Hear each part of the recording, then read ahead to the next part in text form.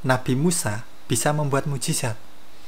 Dan salah satunya mujizat dari Nabi Musa yang benar-benar luar biasa, mujizat yang besar, yaitu membelah lautan.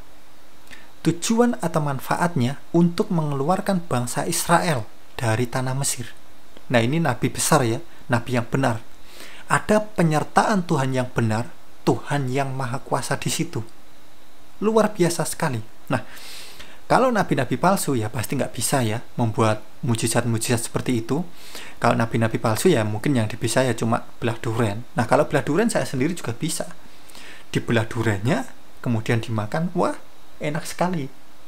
Untuk kawanku semuanya, selamat datang di Pusat Rohani. Damai Tuhan kita Yesus Kristus beserta kita semuanya. Jika yang hendaklah kamu katakan ya, jika tidak hendaklah kamu katakan tidak. Apa yang lebih daripada itu berasal dari si jahat. Nah, kali ini kita akan membahas yaitu salah satu mujizat dari Nabi Musa. Mujizat yang benar-benar luar biasa, mujizat yang besar, yaitu membelah lautan. Ada tujuannya, ada manfaatnya, yaitu untuk mengeluarkan bangsa Israel dari tanah Mesir.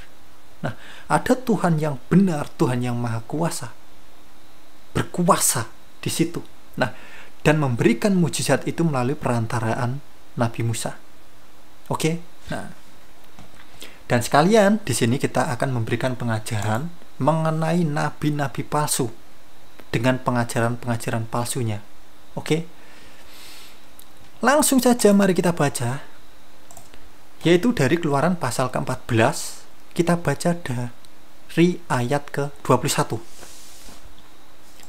Lalu Musa mengulurkan tangannya ke atas laut. Nah, Nabi Musa mengulurkan tangannya ke atas laut ya.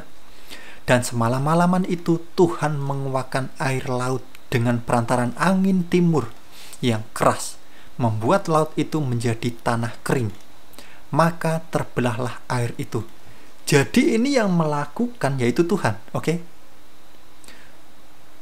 Yang melakukan Tuhan melalui perantaraan Nabi Musa. Paham ya? Lalu Musa mengulurkan tangannya ke atas laut, dan semalam-malaman itu Tuhan menguakkan air. Jadi Tuhan yang melakukan melalui perantaraan Nabi Musa.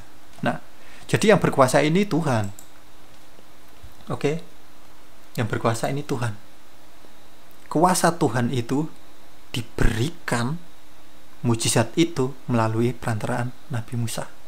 Nah, lanjut. Ayat ke-22.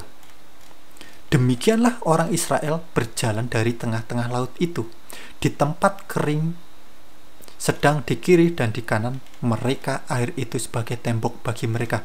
Nah, jadi gambar ilustrasinya kira-kira seperti ini. Nabi Musa mengangkat tangannya ini, kemudian membelah lautan ini, dan seolah-olah di kiri dan di kanan ini seperti tembok yang besar, padahal ini air gitu loh. Jadi ada Tuhan yang maha kuasa di atas ini, yang penuh kuasa ini. Ya pasti Tuhannya penuh kuasa, Tuhan yang maha kuasa, Tuhan yang benar, Tuhan yang benar, memberikan mujizat, memberikan kuasanya melalui perantaraan nabi yang diutusnya, yaitu Nabi Musa. Nah, ini mujizat yang gak main-main gitu loh. Mujizat yang benar-benar gak bisa apa ya, dimasukkan akal ini. Ya, gak bisa dimasukkan ke akal ini, benar-benar gimana gitu loh.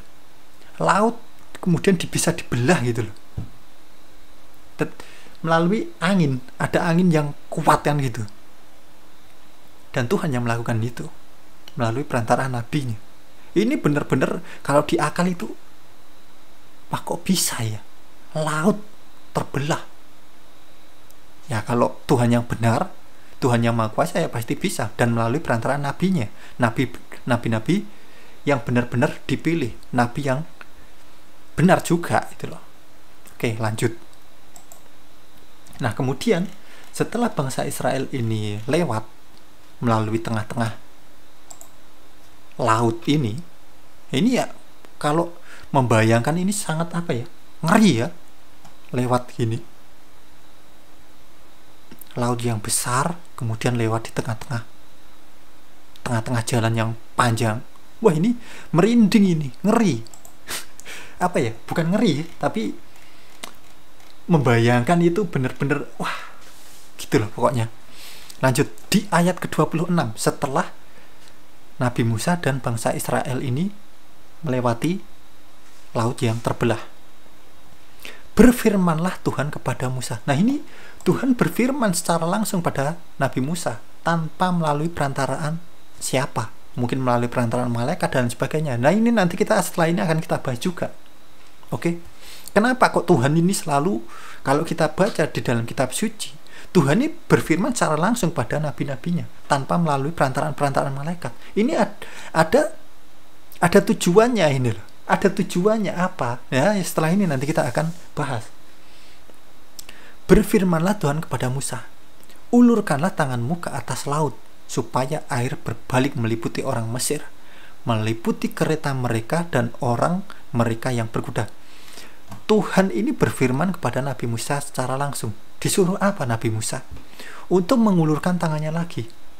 Setelah Nabi Musa dan bangsa Israel ini melewati, kemudian disuruh mengangkat tangannya lagi. Agar apa? Setelah melewati, kemudian orang-orang Mesir ini yang mengajar bangsa Israel tertimbun gitu loh. Piuk seperti itu. Piuk, wah, ngeri kawan. Lanjut di ayat ke-27. Musa mengulurkan tangannya ke atas laut, maka menjelang pagi berbaliklah air laut ke tempatnya, sedang orang Mesir lari menuju air itu. Demikianlah Tuhan mencampakkan orang Mesir ke tengah-tengah laut. Nah, jadi setelah bangsa Israel, Nabi Musa melewati, kemudian tertutuplah air laut yang terbelah ini. Sedangkan bangsa Mesir ini ada di jalan ini.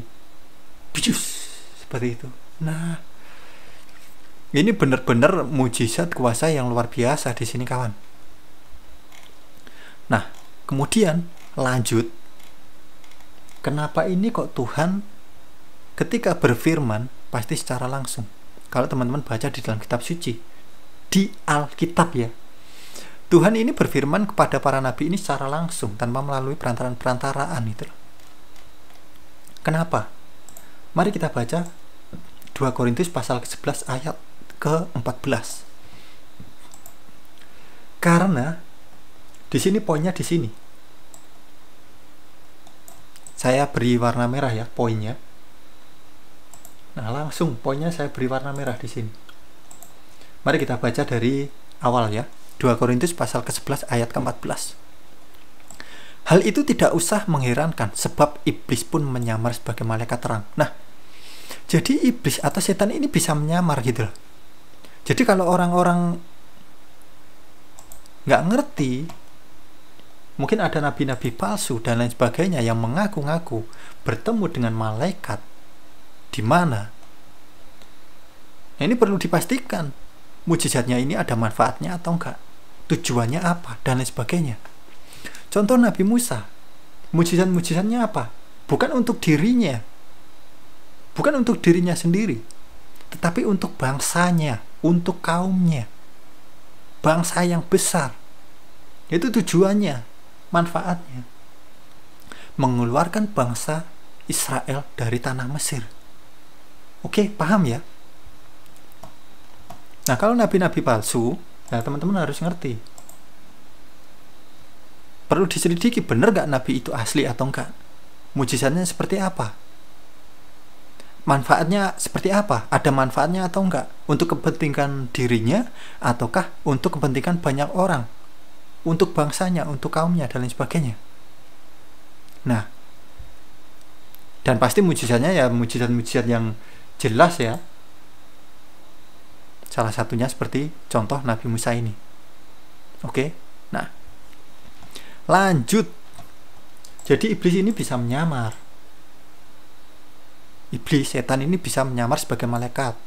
Makanya Tuhan ini ketika berfirman, kalau teman-teman baca di dalam kitab suci, ketika Tuhan berfirman kepada nabi-nabinya, ini secara langsung Tuhan berfirman kepada Nabi Musa.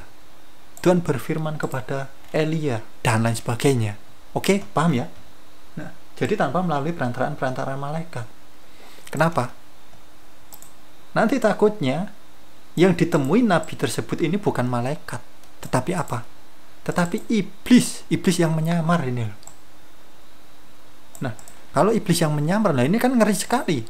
Dikira malaikat, dikira malaikat terang, tetapi ternyata adalah iblis atau setan yang menyamar.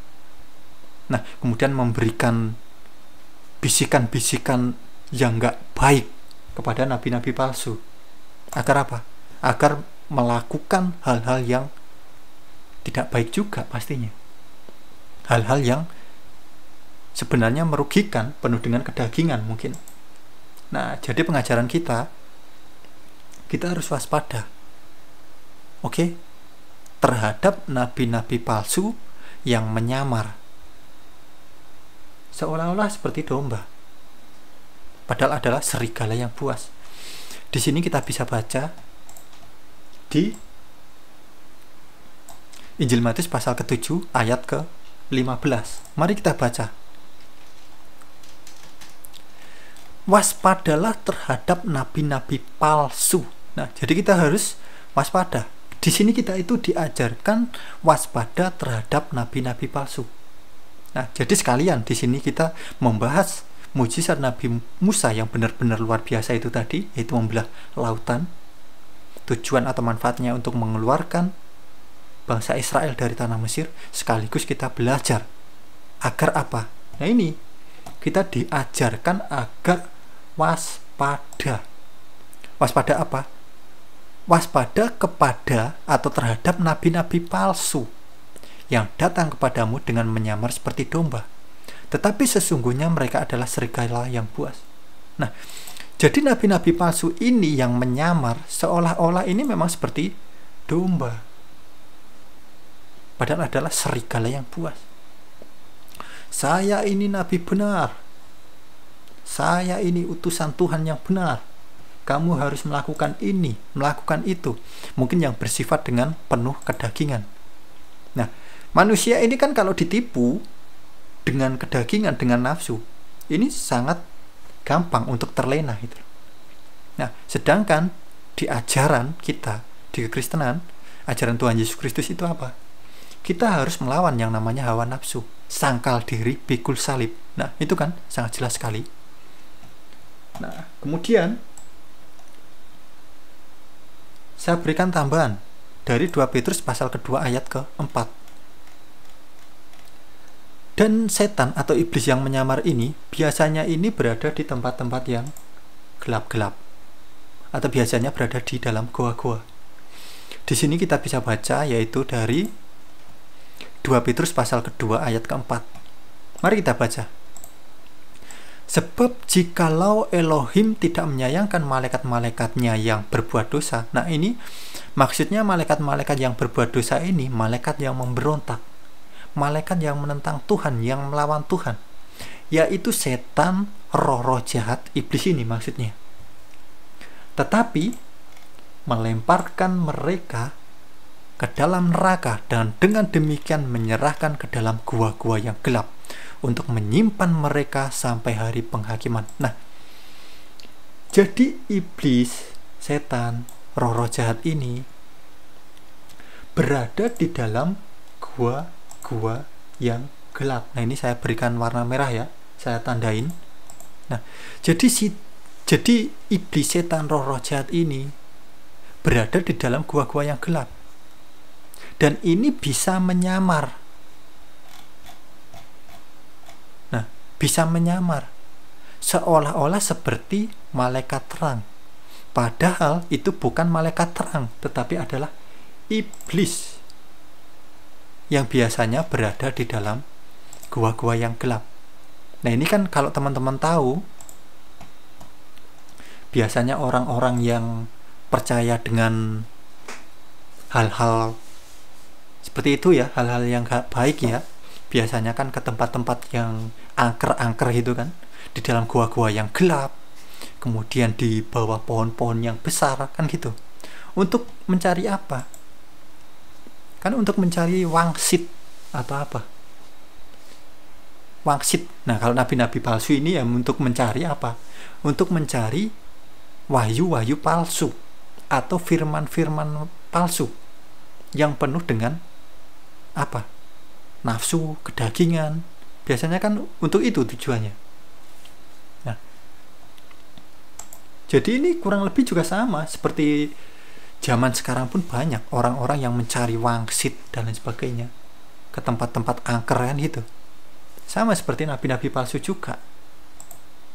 Untuk mencari, kalau nabi-nabi palsu biasanya ya pasti nggak mencari wangsit ya, tetapi mencari firman atau wahyu, tapi firman atau wahyu yang salah, yang bukan berasal dari Tuhan, tetapi berasal dari setan atau iblis yang menyamar ini tadi. Nah, oke. Paham ya? Nah, baik kawan, mungkin cukup sekian dulu video kita kali ini, yaitu pembahasan kita mengenai mujizat yang luar biasa, yaitu dari Nabi Musa. Salah satunya yaitu membelah lautan.